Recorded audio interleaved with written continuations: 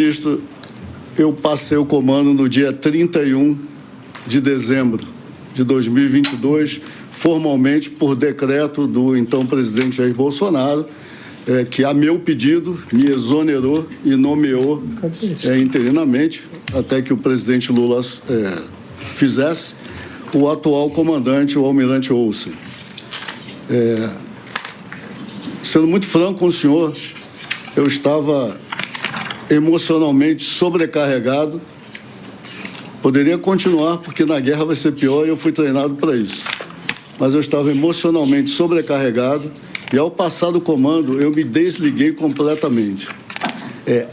Até a minha transferência de responsabilidade na Marinha, nós acompanhávamos esses movimentos, né? E não havia, pelo menos que tivesse chegado ao meu conhecimento antes da minha passagem de cargo, nenhuma indicação de que haveria alguma organização, orquestração, movimentação como aquela que ocorreu no dia 8 de janeiro. A tal ponto que eu me lembro bem desse dia, eu estava em casa assistindo a televisão e comecei a ficar chocado com aquilo.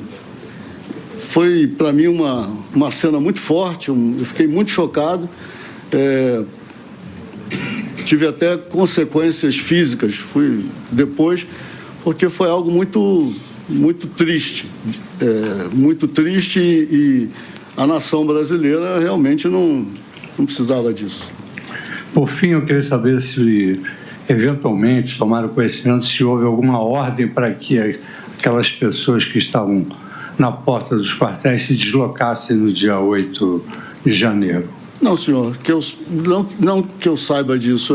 Como eu disse para o senhor, eu me desliguei completamente em 31 de dezembro e isso aí já é até da minha natureza. Nem nas organizações que eu comandei antes eu retorno para me informar. Eu acho que a gente deve deixar os outros terem suas responsabilidades. Não, senhor, não tenho conhecimento. Bom, satisfeito. Agradeço, ministro Fux. Antes de passar a palavra ao Procurador-Geral da República, Almirante Garnier, uma outra questão. Pois não, senhor ministro. O senhor disse aqui que o senhor é extremamente institucional, segue o Estatuto dos Militares, e nós sabemos que a força mais tradicional das armas é a Marinha, a mais antiga. Eu gostaria de perguntar ao senhor, o senhor disse agora, quando passou o comando, pela primeira vez na história, um comandante não compareceu à cerimônia de transmissão do cargo, que sabemos todos é um momento extremamente formal e importante das Forças Armadas e principalmente da Marinha, que é realmente a mais tradicional. Por que o senhor não foi na transmissão de cargo? Eu agradeço ao senhor a pergunta, senhor ministro, porque eu já li umas 20 matérias de jornal, já ouvi dizerem tudo sobre isso e nunca ninguém havia me perguntado o porquê disso. Hierarquia, disciplina, honra e palavra são coisas muito caras a nós marinheiros. Mais ou menos, logo depois do primeiro turno, o brigadeiro Batista Júnior, em uma reunião no Ministério da Defesa, juntamente com o ministro Paulo Sérgio e o general Freire Gomes, disse que pela conturbação, pela polarização, palavra melhor, da eleição, que seria melhor que nós todos passássemos o comando ainda no governo do presidente Bolsonaro. Naquele momento, talvez o general Paulo Sérgio até se lembre disso, eu disse que isso não era o assunto mais importante do momento, que o assunto mais importante do momento é que nós continuássemos acompanhando tudo, a fim de que não houvesse surpresa de confusão, de quebra-quebra ao longo das eleições e estivéssemos ali prontos. Que devíamos discutir isso, se fosse o caso, após o segundo turno. Bom, o segundo turno veio, Logo após isso, o presidente nos chamou, logo após o segundo turno, e nos disse que éramos para preparar as passagens de função. E o tema voltou, então, entre nós.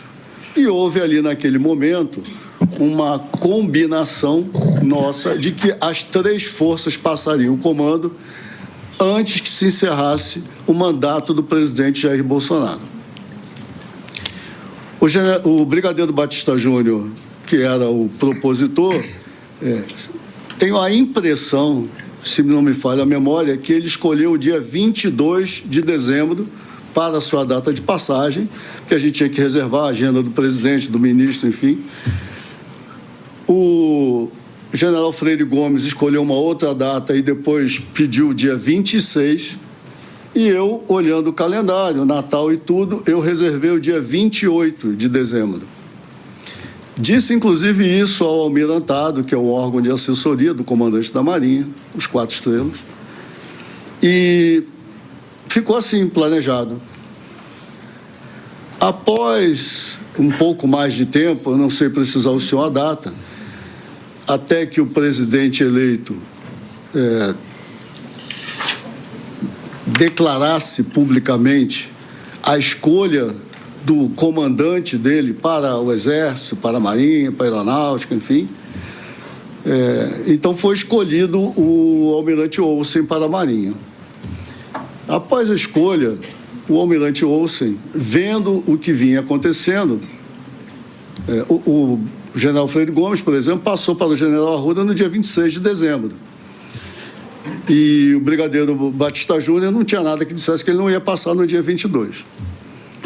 Então, o almirante Olsen, vendo aquela situação, me procurou e disse: olha, Garnier, eu gostaria de passar o comando no início de janeiro, já com o novo ministro empossado, enfim, que ele possa presidir a cerimônia.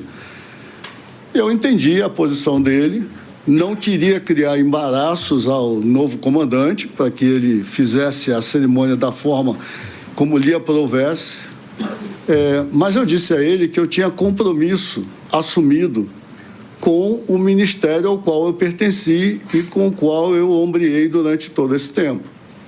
E que, por esta razão, se ele realmente assim decidisse, eu não estaria presente. E aí, confesso ao senhor, isso não foi com alegria que eu disse isso a ele, porque nós temos cerimônias, tradições. O comandante da Marinha, quando se despede, ele tem direito a salva de canhões, tem direito a desembarque de lancha e tudo. E eu não tive nada disso. Eu havia programado toda a cerimônia no Arsenal de Marinha do Rio de Janeiro, não era nem aqui em Brasília, porque eu comecei a minha carreira na Marinha aos 10 anos de idade, na Escola de Aprendizes de Operários da Marinha, e eu queria, depois de 52 anos na Marinha, eu queria me despedir lá. Porém, fiz toda a passagem de comando institucional, como está previsto na Ordenança Geral para o Serviço da Armada. Passei todo o serviço ao almirante Olsen e à sua equipe. Mas a cerimônia, que é um ato bacana, interessante, mas é simbólico, eu não fui em respeito ao acordo que eu tinha me apalavrado com o ministro da Defesa e os outros comandantes. O brigadeiro Batista Júnior, por razões que eu desconheço, foi mudando a data de passagem dele e passou no dia 2 de janeiro de 2023. Então, essa é a razão. Eu agradeço agora a 10 em ponto.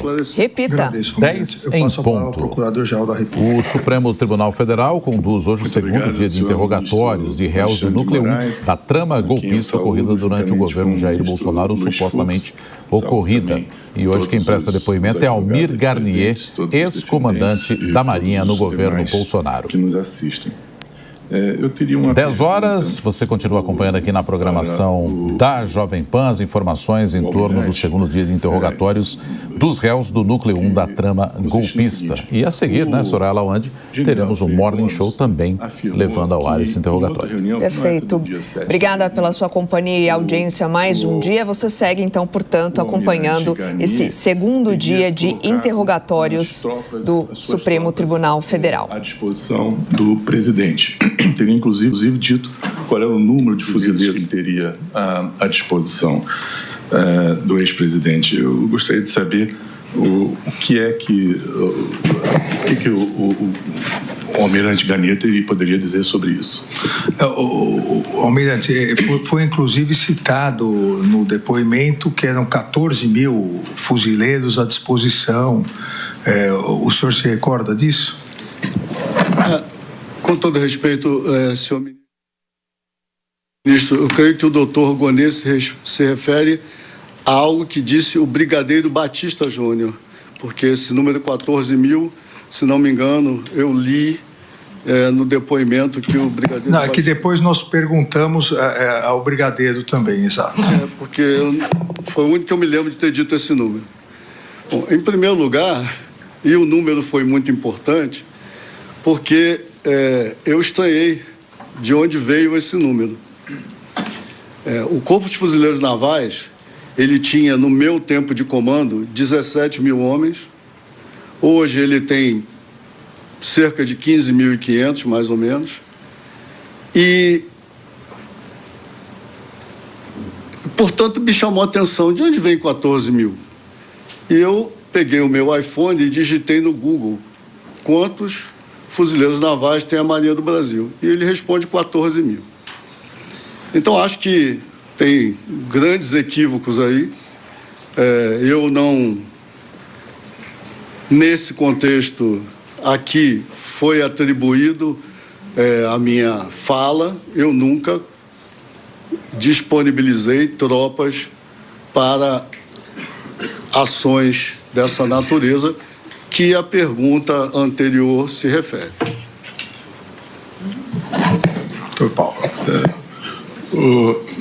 O general Freire Gomes menciona que na reunião do dia 7 de dezembro de 22, um assessor do presidente teria feito a leitura dos considerandos do ato que seria o ato de consubstanciação da quebra da normalidade constitucional. Eu gostaria de saber do almirante se ele se lembra quem era esse assessor que fez essa leitura. Por favor.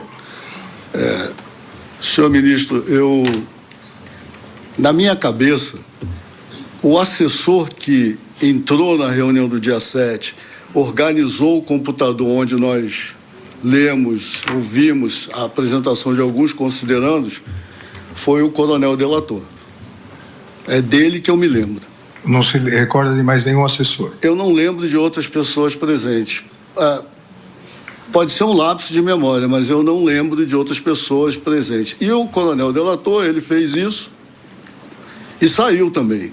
A reunião, como era comum, reuniões de 4 estrelas, reuniões, a não ser que sejam reuniões para tratar de temas puramente administrativos ou coisas assim, onde tem assessoria de oficiais mais modernos, reuniões de alto nível não costumam ter a presença de muita gente, ainda mais com o presidente da República.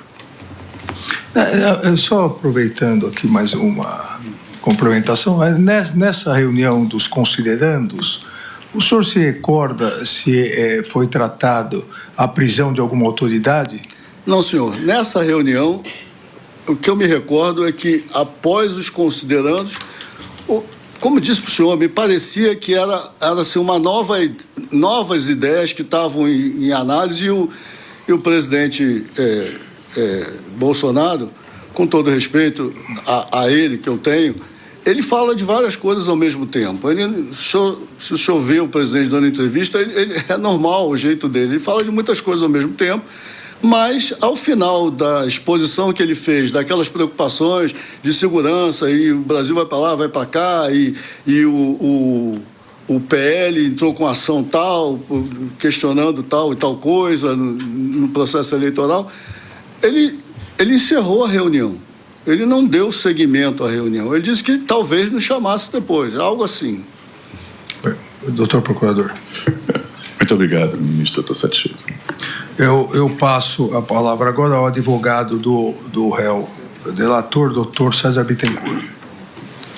Obrigado. Sem perguntas, excelência. Agradeço, doutor César Bittencourt.